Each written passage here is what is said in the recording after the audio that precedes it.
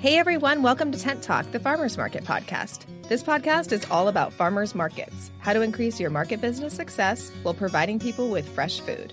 Farmers markets are essential. Whether you're a farmers market manager or a small farmer or food maker selling at farmers markets, you have found just the right podcast. This week we're chatting with Max Petrich, owner of San Diego Tempeh, about his return to farmers markets after taking a break from the weekly grind. Hey everyone, I'm one of your hosts, Bridget Myers. I'm a longtime farmers market manager and education coordinator at Farmers Market Pros. And I'm Kat Fields-White, director of San Diego Markets, still an active farmers market manager and market consultant, founder of Farmers Market Pros, and host of the Farmers Market Pros community. And I'm Justine Marzoni-Mead, Tent Talk producer and marketing director for Farmers Market Pros. Today's episode of Tent Talk, the Farmers Market podcast, is supported by consultant Sarah Delevan, the Good Foods CFO. Sarah brings clarity to financial planning and equips small food businesses to achieve profitability. With accessible tools, resources, and systems, Sarah lets you discover which products are boosting your business and which may need to be refined or left behind in order to be financially sustainable. Let Sarah help you take the guesswork out of where you are and where you're going in your food business. Find more information by clicking the Sarah Delevan Consulting logo on the resource page at farmersmarketpros.com. All right, well, welcome back to Tent Talk, everybody. Today, our guest is Max Petrich, owner of San Diego Tempeh. Max sells his soy-free fermented products at farmers markets in San Diego and has also built a thriving wholesale business. After a brief hiatus from farmers markets, he's back with a banging new display and a spring in his step. And we're so glad to be able to purchase his products again every Saturday at our Little Italy market here in San Diego. Welcome to Tent Talk, Max. Oh, thanks so much for having me. My pleasure to be here today. And thank you for the great introduction as well. Yeah, and a brand new haircut. And a brand new haircut right, just today. It's too bad you can't see Max like we can. To check it out. If you're in San Diego, come to the market. Come to the farmer's market to get a look. That's right. Get a little look. Well, Max, for just to kind of start off, if you want to tell us about like your personal and business background and how did you get from wherever you started to Tempeh? Sure. I'd love to talk about that. So my name is Max. As I've been introduced, I'm the founder of San Diego Tempeh, and we started the business summer of 2019, and we actually launched with the Little Italy Mercato was our first farmers market. And I had been wanting to start a business for a while.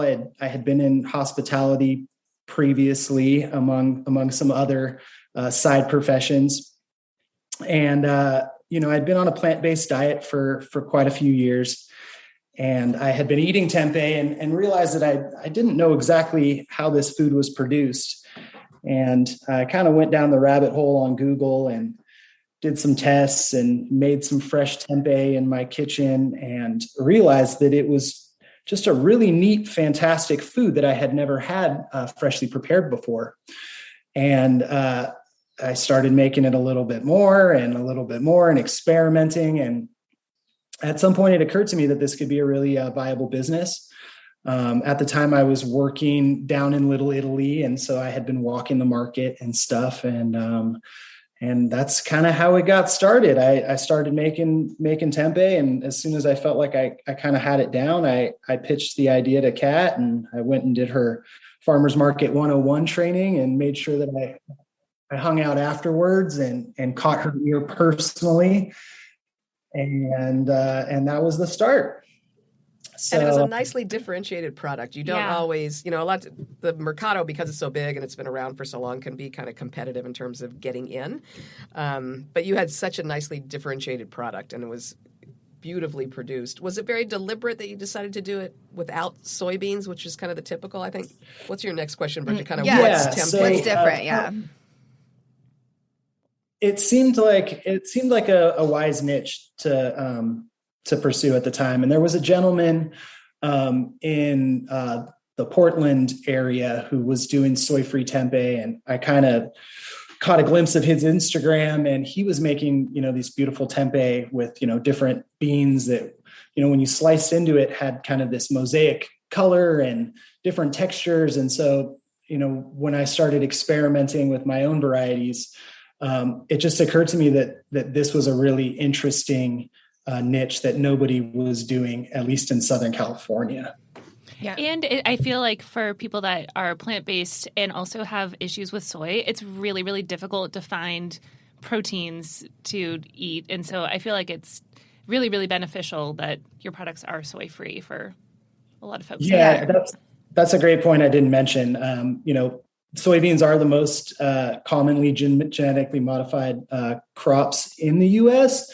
And, while there's still some debate out on whether, how healthy soy is for you, as a regular part of your diet, certainly there's folks that clearly have allergies to it. And like you said, a lot of folks on a plant-based diet just need a little bit more diversity in their proteins. So soy-free tempeh has been a great part of my diet. And we've certainly a lot of our customers are folks with soy allergies or, soy avoidance. Yeah. So just for people who might be listening who don't know anything about tempeh, can you kind of explain what tempeh is and how you make it and what's in it? Really, really interesting food. And a quick backstory would be that it's a traditional food in Indonesia that's made from fermented soybeans.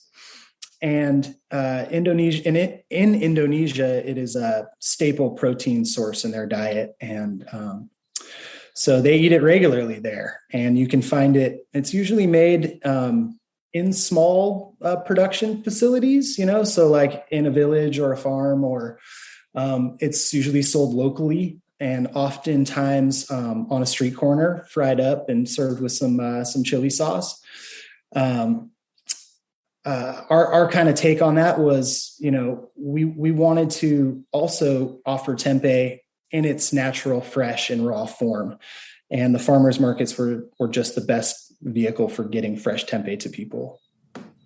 I mean, it's like a lot of foods. Like I have had tempeh in the past, bought packaged in a health food store at the co-op or what have you. And it was always like, didn't do that much for me. I love yours though. And I think it's just like any food. It's so different to get something fresh than it is after they've done whatever they need to do to preserve it and after it's sat on a shelf for however long. Yeah, for sure. Sure. It's a very different taste. I often describe it to folks as like freshly baked bread or something. It just has that light, fluffy quality. We do, now that we've broken into the retail sales, we do have a pasteurized tempeh that we are selling in retail that is also awesome and delicious. But if you want to explore, the different subtleties of tempeh, getting it fresh at the farmer's market, there's really nothing like it. That's nice. So you're using different beans, not soybeans in your tempeh. Is that right? That's right. Yeah, okay. We have two varieties that we've been kind of producing regularly, and that is tempeh we make from black beans and mung beans, and the other one we do from chickpeas and sunflower seeds. So those are kind of our staple varieties, and we've experimented with some others, but that's what you'll see us with at the market and in our retail locations. And it's funny that you mentioned seeing somebody else's on Instagram. One of the things I love about your tempeh is when you cut into it, it looks like terrazzo inside. I was just going to say that. It's so pretty. Yeah, it's very photogenic. I love the way it looks. It does. Oh, shucks. Yeah, we get that. Yeah, I'm sure it's makes a good display. And then I'm sure it makes people curious about what is it because it looks so unique. How often do you produce the product? So if you're making it fresh for the markets, how do you account for fermentation time in your production schedule? And then are you at other markets right now? Or how many markets do you do a week?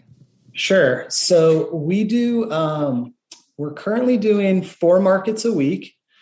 And we run a pretty tight production schedule. We produce tempeh at least once a week, sometimes twice. But typically we start our fermentation process on Thursday morning, and we cook and prepare the beans and carefully inoculate them with a live culture. And then the beans sit for about 24 hours in our fermentation chamber.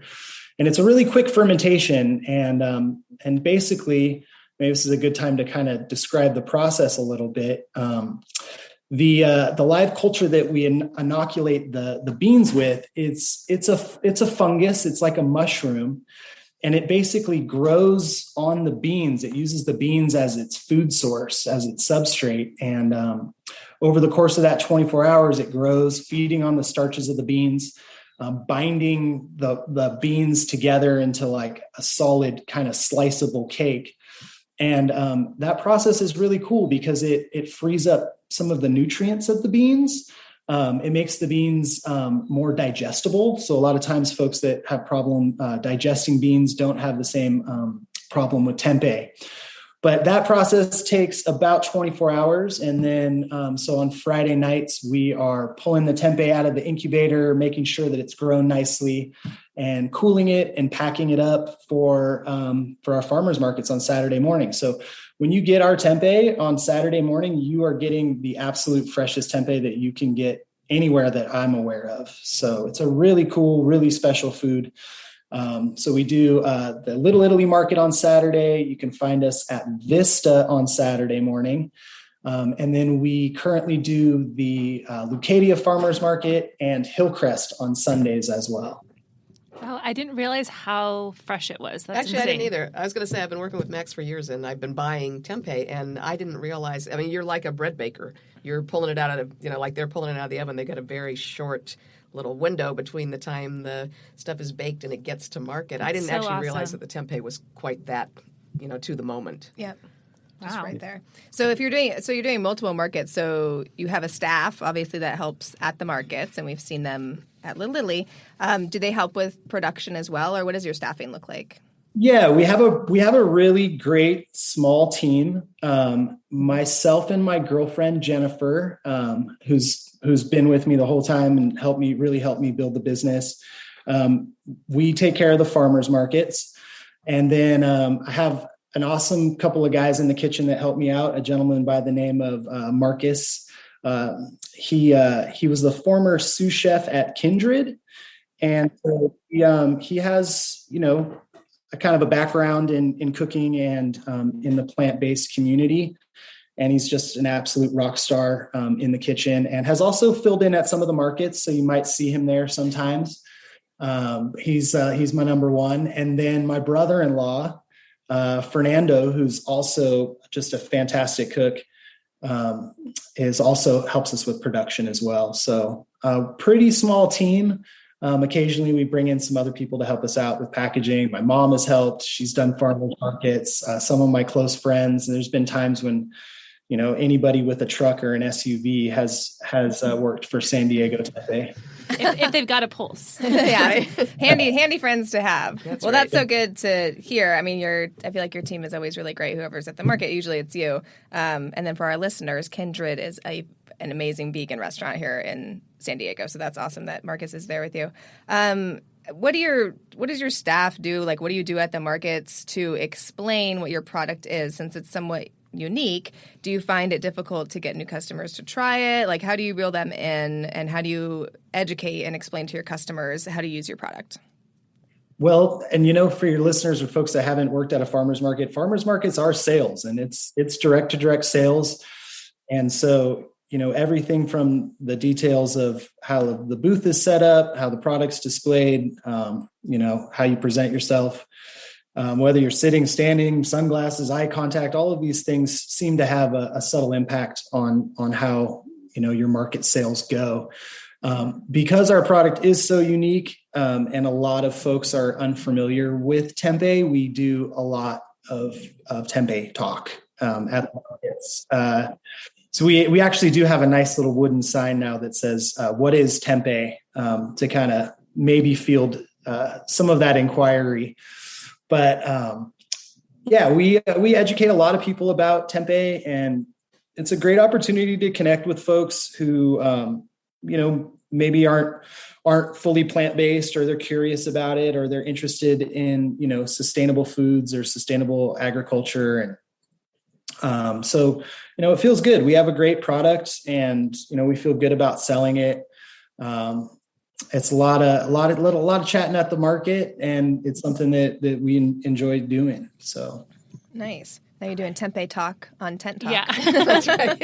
Oh, that's a tongue twister. It really is it's a fascinating food. And there's a lot of folks that are developing now fermented and plant-based, fermented-based proteins, and figuring out how to make more sustainable, nutritious foods. And it's been a really cool thing to be a part of. Yeah, It's a great place to launch a product like that, especially where it needs maybe a little explanation, where it's not just like a jar of jam, where it's like real basic. It's something really unique that maybe they can only find at specialized places and farmers markets. So having that opportunity to like talk to people and explain it, I'm sure that kind of increases the reach that tempeh is getting, because then more people are exposed to it and can try it. Where if they saw it on the shelf, they might say, well, I have some questions about that. And if you're there to answer them, it's helpful.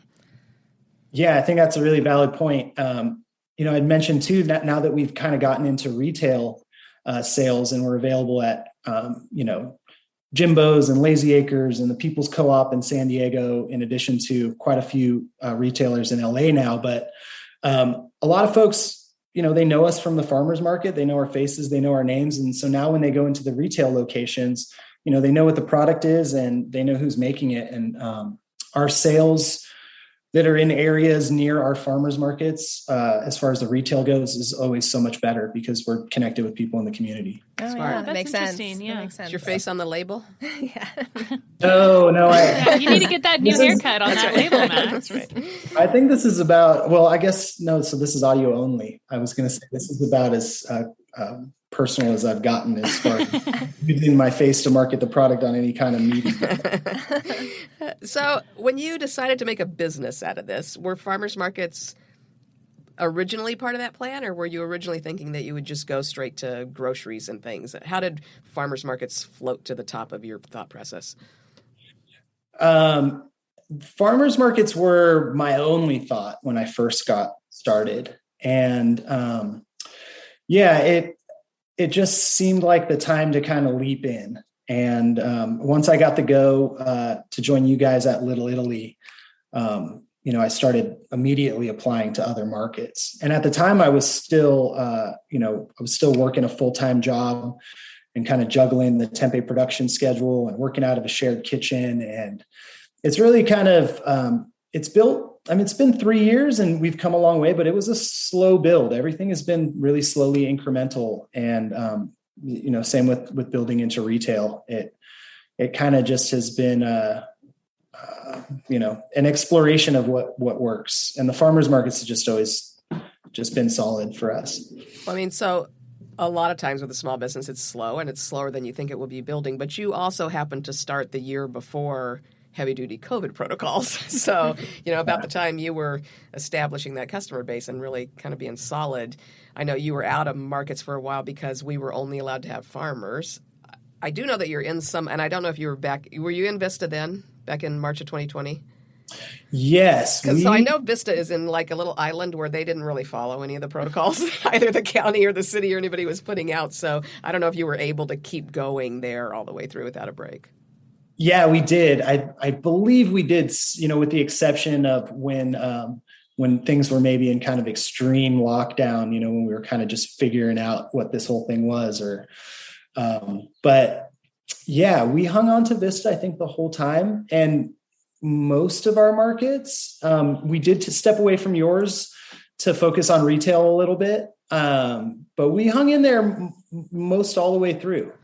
Yeah, so I was looking back on trying to get, because all of that time is such a blur and so crazy. And we were able to bring you back. You were clearly a grocery product. And so once we got classified as essential and we were gradually able to get the city to let us bring back grocery in addition to just farmers, you came back fairly early in the process and were there for, a while. And then you sort of suddenly said, hey, we're focusing on wholesale and we're out. And it sounded like maybe you had some staffing issues and you were stretched and that kind of thing. What was the backstory on that? And did you just leave Little Italy and you stayed in the other three, or did you leave more, narrow down to just one or two markets? It was kind of just a decision of like you say, like kind of resources and manpower. I had to free myself up to focus on our retail production. We got into a chain of grocery stores in LA called Irawan. Oh, that's a great old established chain.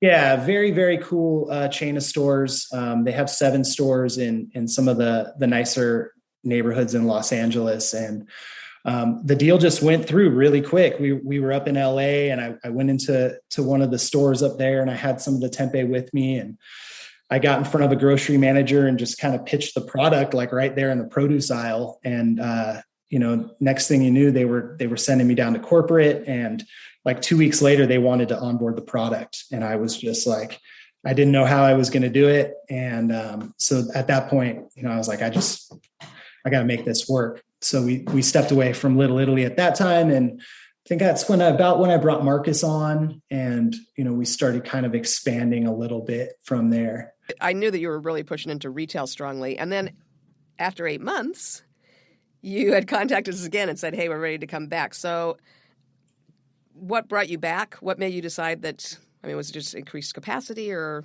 did you just miss us, or what made you decide to come back after that 8 months? It was us. Yeah, a little bit of both. I think my time was kind of freed up a little bit, and the farmers markets have always been a good source of revenue for us. And we're actually expanding further into retail now. And in order to do that, we've had to spend quite a bit of money just, getting all of the inventory set up and like onboarding with distributors. And so it just seemed like a good choice for the business, to get back to the farmers market. We were already doing 3 of them. And when I emailed you and you were willing to have us back, I had heard that things had been kind of picking up at the market too, that kind of people were back shopping. And I had spoke to a couple of vendors that said that their sales were back up at Little Italy. And I was like, well, let's do it. Let's get back over there. So.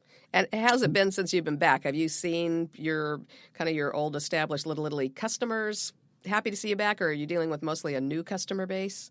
It's most of our customers have been new at Little Italy, although there's a few regulars that I see because of Little Italy's, proximity to, the restaurant dining area and the cruise terminal and downtown San Diego. As you guys are all aware, there's a lot of tourists that are coming through that market, more than probably others in San Diego.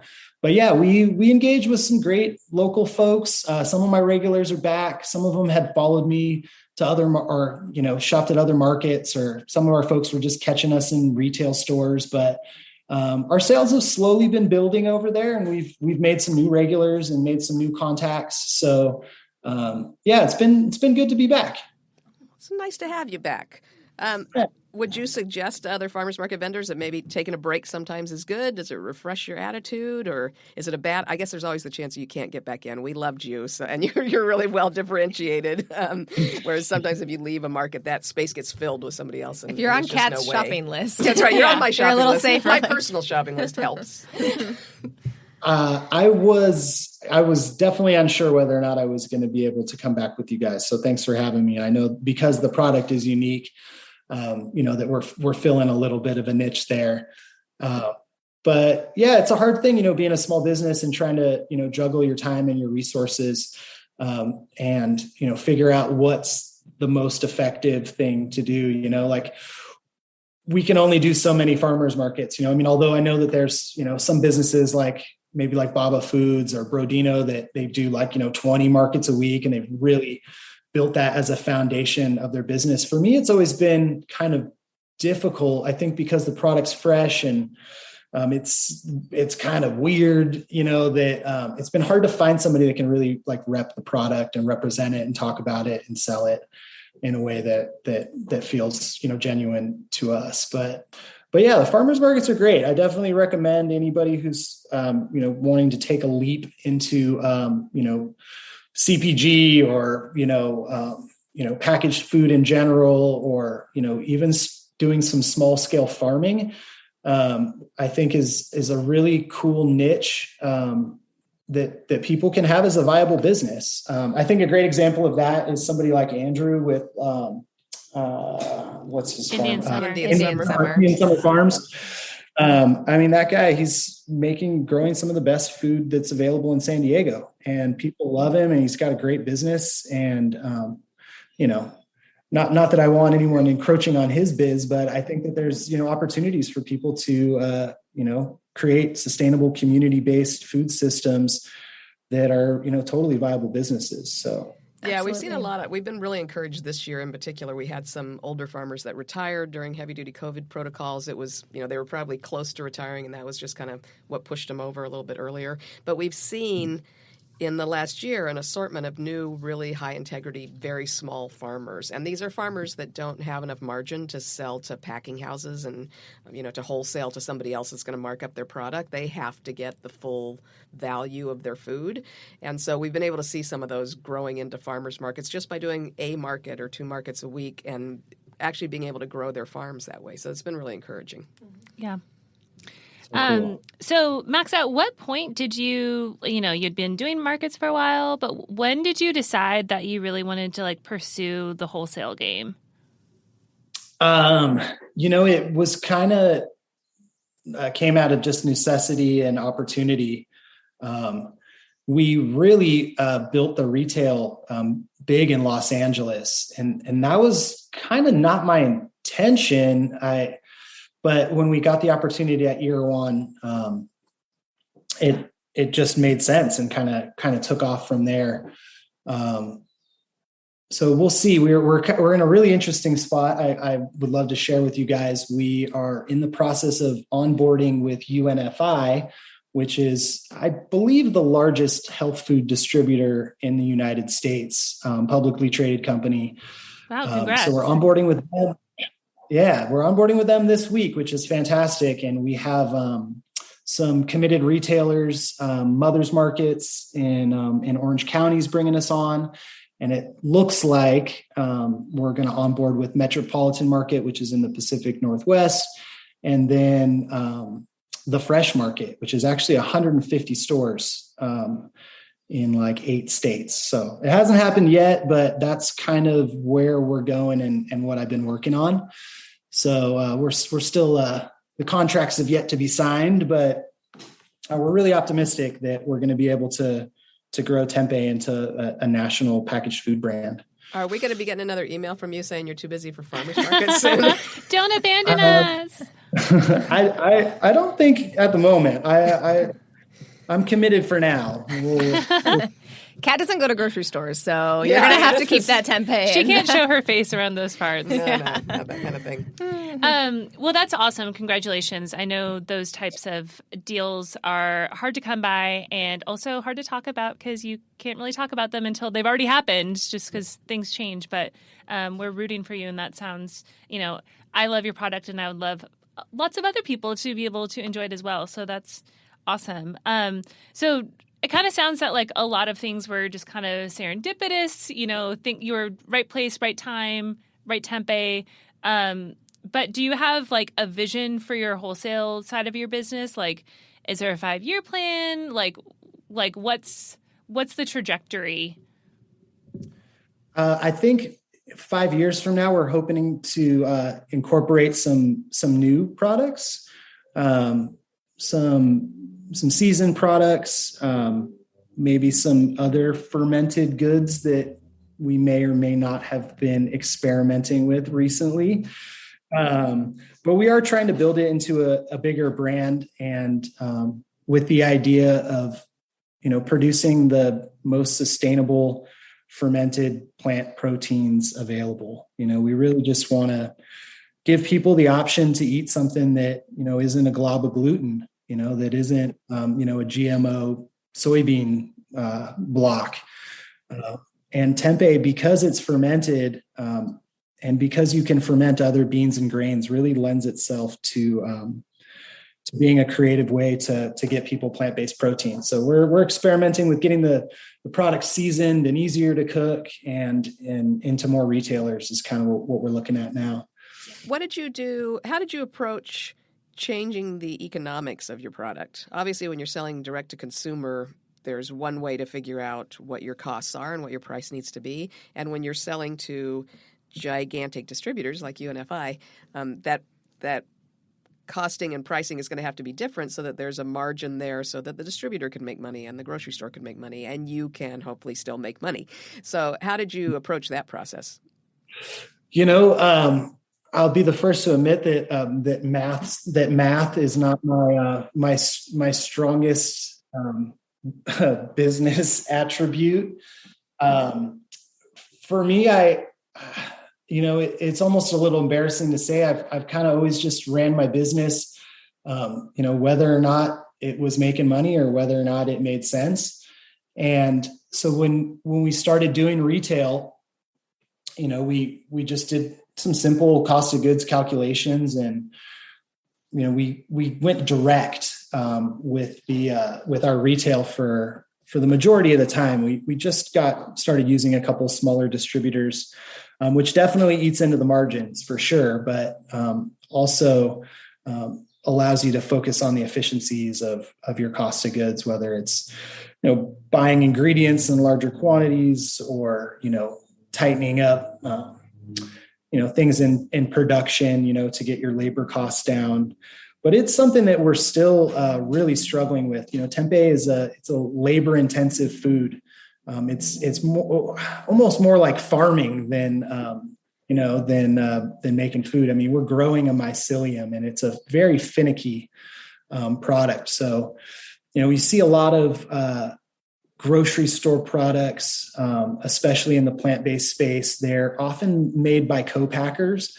So, you have a big, for people that don't know what a co-packer is, it's, basically a big manufacturer that contracts with brands and produces and packages their goods because they can, they have the machinery and the staff to do so. But with tempeh, it's just really not an option. So our product is, it's priced higher than I would like to offer it, but we're still focusing on getting our cost of goods down in the retail space. But luckily, because our product is unique and niche and really caters to people who are, focused on spending money on healthy food, those folks are still buying our products. But making them more accessible and less expensive is something that we're working on every day. Well, and still letting you make money. That's always, we're preaching that here. We want to see small business people actually still support themselves and not, edge themselves out of the whole margin thing. As you're going national or multinational or becoming the king of tempeh, will you still call it San Diego Tempeh? We've been experimenting with, possibly changing the brand name to make it a little less regional. So I don't want to say exactly what that is yet, but I think it's going to probably be a necessity for us in the future. And I think what we're probably going to do is change the name of the company to something a little bit less inclusive and keep San Diego Tempeh as the name of our product, because people do identify with it and people have good thoughts and feelings, I think, about San Diego. So it hasn't been a hinder to us yet, but definitely something we're going to have to think about as we grow. And that's it's cool that you can kind of be like, because tempeh is a thing that many people know, and it's an Indonesian food, but this is kind of like the San Diego style tempeh. Right. Mm-hmm. But also, if you're wanting to expand into other fermented goods, it kind of makes sense that you choose a name that isn't only tempeh. Yeah, a little more broad to kind of cover any other products you might make, and when you're shipping outside of, or stocking shelves on stores outside of San Diego, it might make sense to kind of get a name that covers that. We talked to a lot of vendors about that. Like when you get so niche with your product name or your business name, and then you want to expand offerings or expand locations where you're offering that product, it's like,